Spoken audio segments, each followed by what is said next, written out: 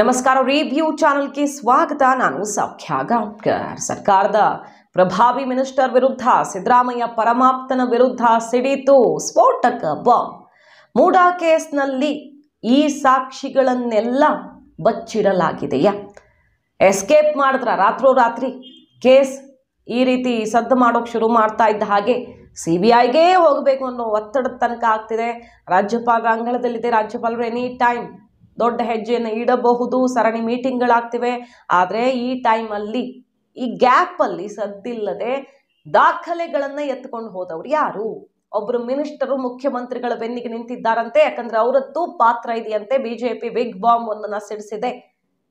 CBIಗೆ ಹೋಗಬೇಕು ಈ ಕಾರಣದಿಂದ. ಮತ್ತು ಇವರಿಬ್ರು CBIಗೆ ಹೋದ್ರೆ ಖಂಡಿತವಾಗಿಯೂ ಲಾಕ್ ಆಗ್ತಾರೆ, ಅನುಮಾನವೇ ಇಲ್ಲ ಅನ್ನುವ ಬಾಂಬ್ ಅನ್ನ ಸಿಡಿಸಿದೆ. ಯಾರವರು ಮಿನಿಸ್ಟರ್, ಏನದು ಬಚ್ಚಿಟ್ಟಿರುವ ದಾಖಲೆಗಳ ರಹಸ್ಯ, ಮಾಹಿತಿ ಮುಂದೆ ಇಡ್ತಾ ಇದೀವಿ. ಮಿಸ್ ಮಾಡಿದ್ರೆ ನಮ್ಮ ಚಾನಲ್ನ ಸಬ್ಸ್ಕ್ರೈಬ್ ಮಾಡಿ, ನಿಮ್ಮ ಅಭಿಪ್ರಾಯ ಕಮೆಂಟ್ ಮಾಡಿ ತಿಳಿಸಿ. ವೀಕ್ಷಕರೇ, ಒಂದ್ ಕಡೆ ರಾಜ್ಯಪಾಲರ ನಡೆ ಒಂದು ವಾರ ತಗೊಂಡು ಕೇಂದ್ರದ ಸೆಷನ್ ಮುಗಿದ ಮೇಲೆ 12ನೇ ತಾರೀಕು ಪ್ರಾಸಿಕ್ಯೂಷನ್ ಕೊಡೋ ದಟ್ಟ ಸಾಧ್ಯತೆಗಳ ಬಗ್ಗೆ ಚರ್ಚೆ ಆಗ್ತಿದೆ.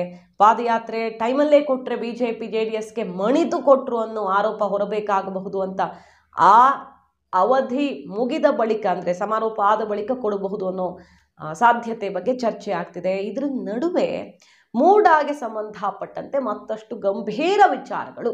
ಭೈರತಿ ಸುರೇಶ್ ಅವರ ವಿರುದ್ಧ ಬಿಜೆಪಿ ಮಾಡಿರೋ ಆರೋಪ, MLC ರವಿಕುಮಾರ್ ಸೇರಿದಂತೆ ಬಿಜೆಪಿಗರು ಈಗ ಈ ವಿಚಾರ ಇಡ್ತಾ ಇದ್ದಾರೆ.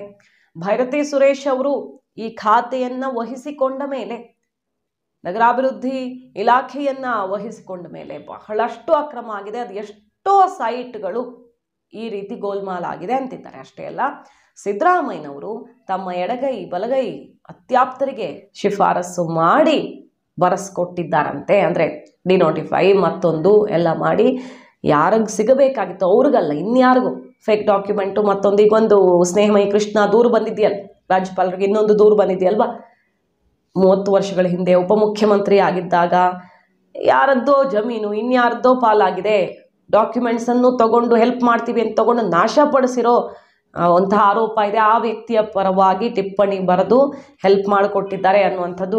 ಈ ರೀತಿಯಲ್ಲೇ ಆಪ್ತರಿಗೆ, ತಮ್ಮ ಜೊತೆಗಿರುವಂಥವ್ರಿಗೆ ಸಿಕ್ಕಾಪಟ್ಟೆ ಲಾಭ ಮಾಡಿಕೊಟ್ಟಿದ್ದಾರೆ. 1950 ಸೈಟ್ ಏನೋ ಈ ರೀತಿ ಮಾಡಿದ್ದಾರೆ ಅಂತೆಲ್ಲ ಈಗ ಹೊಸ ಹೊಸ ಆರೋಪಗಳು, ಗಂಭೀರ ಆರೋಪಗಳು ಸಿಡಿದಿದ್ದು.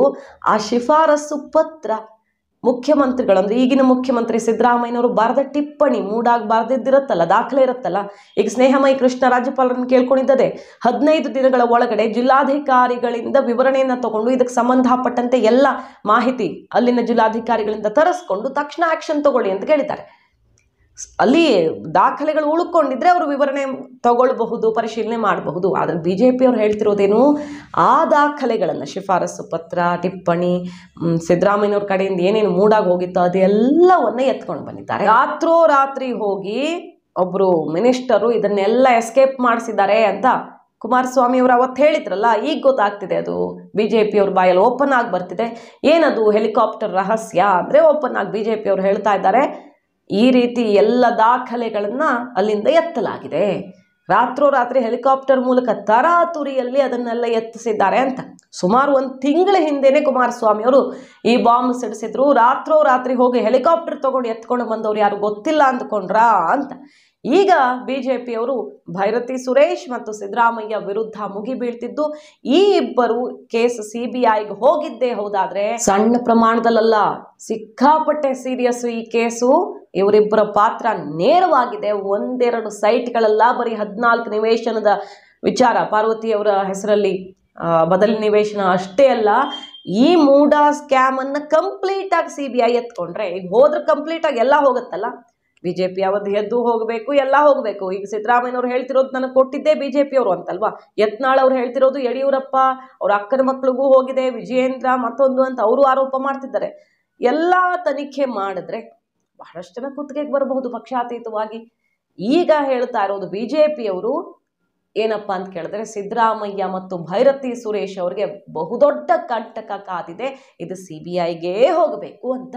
ಇದೆಲ್ಲದರ ಆಧಾರದಲ್ಲಿ ಹೈಕೋರ್ಟ್ಗೆ ರಿಟ್ ಅರ್ಜಿ ಹಾಕೋದಕ್ಕೆ ಬಿಜೆಪಿ ಕಡೆಯಿಂದ ಕಾನೂನು ಸಲಹೆ ಎಲ್ಲ ಪಡ್ಕೊಳ್ಳೋ ಕೆಲಸ ಆಗ್ತಿದೆಯಂತೆ. ಪ್ರಾಸಿಕ್ಯೂಷನ್ಗೆ ಅನುಮತಿ ಸಿಕ್ಕಿದ್ರಂತೂ ಎಲ್ಲ ದಾರಿ ಕ್ಲಿಯರ್ ಆಗುತ್ತೆ. ಇಲ್ಲವಾದರೂ ಕೋರ್ಟ್ನಲ್ಲಿ ತನಿಖೆಗೆ ಒಪ್ಪಿಸೋದಕ್ಕೆ CBI ಕೊಡೋ ನಿಟ್ಟಿನಲ್ಲಿ ಹೋರಾಟ ಮಾಡೋ ಸಿದ್ಧತೆ ಆಗ್ತಿದೆ.